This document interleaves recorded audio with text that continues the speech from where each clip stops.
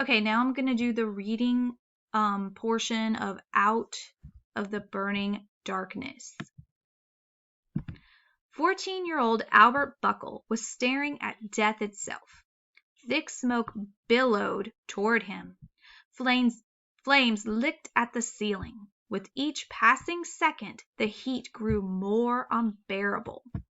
But Albert couldn't run away from the roaring fire.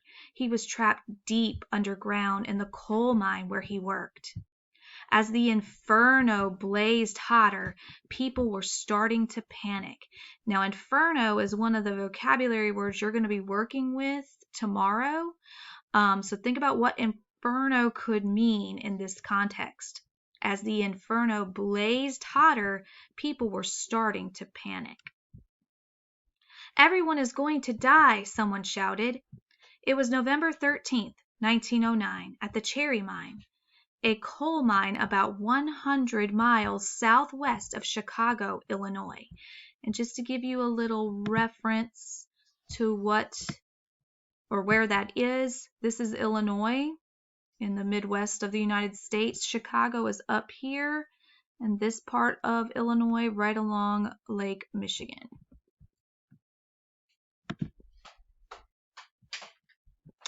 The Cherry Mine is where Albert and nearly 500 other miners spent their days, hundreds of feet underground, digging out coal from deep inside the earth. But today, disaster had struck. Albert and the other miners were caught in the middle of one of the most devastating coal mine fires in American history. Bright and brisk. Just a few hours earlier, the day had dawned bright and brisk in the small town of Cherry. Albert, his 16-year-old brother, Richard, and 478 other coal miners pulled on their overalls, grabbed their lunch pails, and said goodbye to their families. Then they headed off for what they thought would be an ordinary day at the Cherry Mine. Around 6:30 a.m., a whistle blared, signaling that it was time to start work. To enter the mine, Albert crowded into a small metal cage with a group of other miners. The cage was then lowered down a shaft, kind of like an elevator. There were 2 air shafts at the Cherry Mine.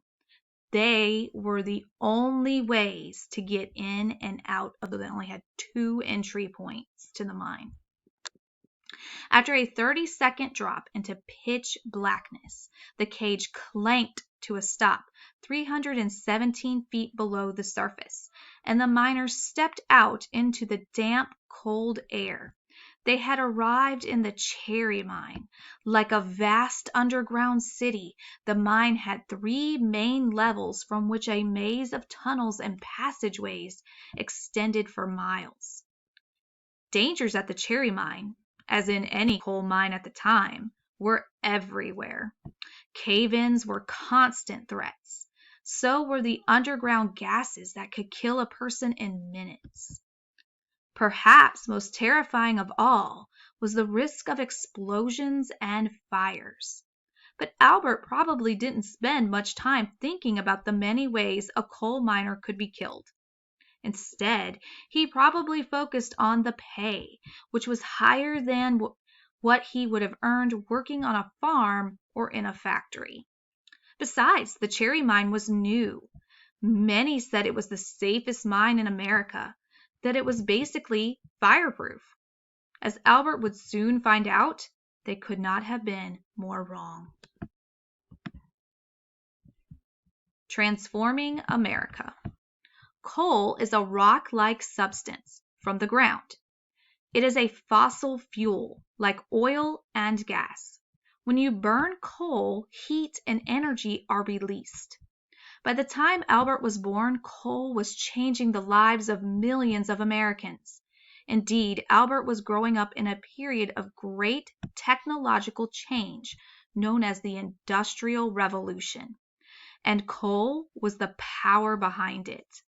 Coal was fueling the trains speeding across America, making it possible to travel faster than ever before. Coal was powering the giant new ships churning across the ocean, and coal was being used in factories to make the iron and steel needed to build America's bridges and skyscrapers. During this time, thousands of coal mines were blasted into the ground, especially in Illinois, Kentucky, Pennsylvania, and West Virginia. Let's take a look at those on the map. All right, so there again is Illinois, Kentucky, West Virginia is here, and there's Pennsylvania.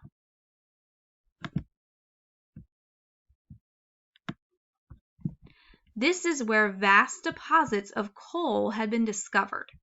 Some of these mines were 1,200 feet underground, as deep as the Empire State Building is tall. People came from all over the United States to work in these mines. They also came from all the way across the Atlantic Ocean, from Italy, Ireland, and Eastern Europe. Down in the cherry mine, Albert would have heard at least 10 languages spoken. But America's love of coal had a dark side. Using coal creates pollution, poisoning rivers, and filling the air with toxins. There's another bolded word that'll come up on your vocabulary. What could toxins mean? Let's listen again to how it sounds. Using coal creates pollution, poisoning rivers, and filling the air with toxins. By the end of the 19th century, a stomach-churning brew of soot and grime hung over many American cities. Soot is another bolded word, so it's one of those vocabulary words you're going to work with. Let's see how it's used again. By the end of the 19th century, a stomach-churning, that's when you feel nauseous, brew of soot and grime hung over many American cities. Recall what they had just said was pollution, poisoning rivers, and filling the air with toxins. Today we know that burning coal also contributes to climate change. Difficult and dangerous. Mining coal was a tough and dirty job, as Albert well knew. Day after day, miners blasted through rock with dynamite. They cut out the coal with heavy tools, their backs aching. They shoveled the coal into cars that looked like giant metal buckets. So we have a simile here. It's comparing the cars that the coal was loaded into to giant metal buckets, using like to compare the two. Then they used mules to pull the coal cars along metal tracks, like the tracks on a roller coaster, to an air shaft. There's another simile comparing the metal tracks for the coal cars to the tracks on a roller coaster. From there, the coal was hoisted up the shaft to the surface. And it wasn't just grown men who toiled in the mines. There's a bolded word. Toiled. Let's read it again. And it wasn't just grown men who toiled in the mines. In the early 1900s, thousands of children like Albert did too, some as young as 8 years old. Since 1885, the U.S. government had required children to be at least 12 to work in a mine, but these laws were often ignored. It might be hard to imagine why parents would let their kids work in dangerous mines, but many families were so poor that they faced a terrible choice: send their children to work or watch them starve. In fact, Albert and Richard likely felt proud to work at the mine. Their father had died a few years earlier, and it was up to them to help support their mother and little sister. Lonely and boring. Around 11:30 a.m., Albert finished eating lunch with his brother and headed back to work. As a trapper, Albert's job was to sit by a door and open it only to let miners and mules pass through. The door was part of the mine's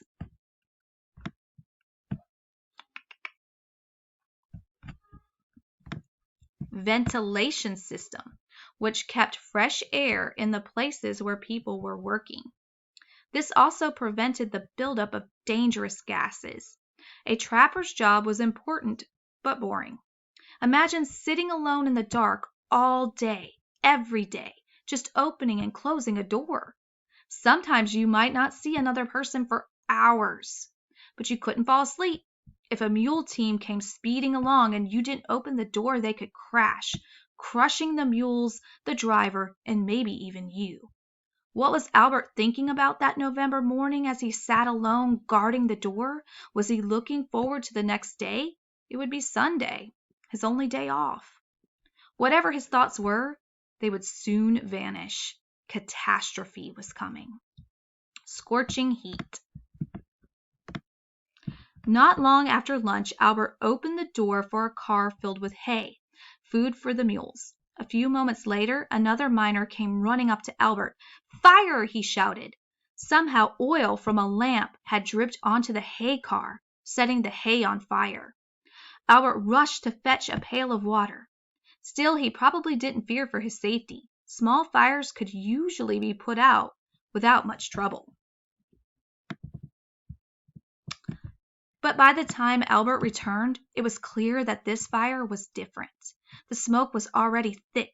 He tossed his pail of water onto the blaze and it did nothing. Worse, the hay car was stuck under the air shaft. The fresh air was fanning the flames. Albert needed to get out. He and a few others rushed for the shaft to take a cage to the surface.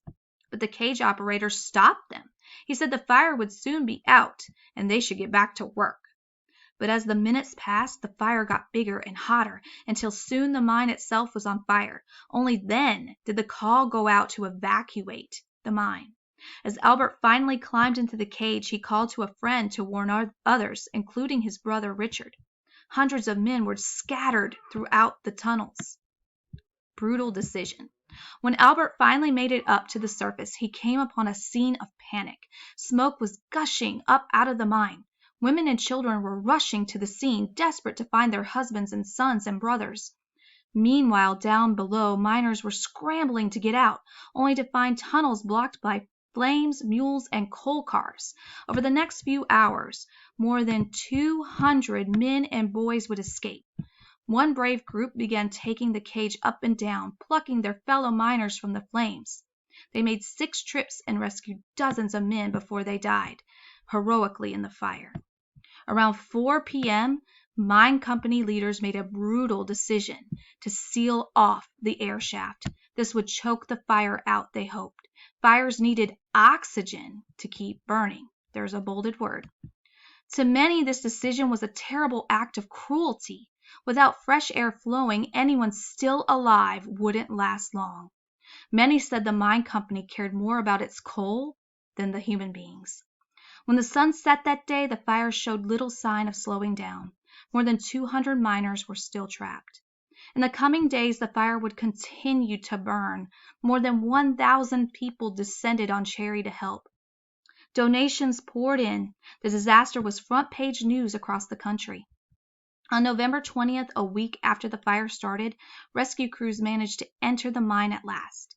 The only survivors were a group of 20 men who had found a pocket of breathable air away from the fire. Tragically, 259 miners died in the disaster. Albert's brother, Richard, was one of them. New laws. Today, this disaster has been largely forgotten, yet it helped bring important change. After the fire, the public was outraged. People rallied to help survivors and the families of victims. A massive investigation was also launched, and Albert himself testified. So this is a bolded word. Let's read it again. A massive investigation was also launched, and Albert himself testified. The mine company was fined for illegally employing underage kids. Over the next few years, new safety rules were created. The changes helped lead to some of the laws we have today that protect workers. The Cherry Mine disaster also showed the sad situation of child workers. It helped fuel a movement that in 1938 banned child labor in the U.S. at last. As for Albert, his days working in the coal mine were over. He eventually moved to a nearby town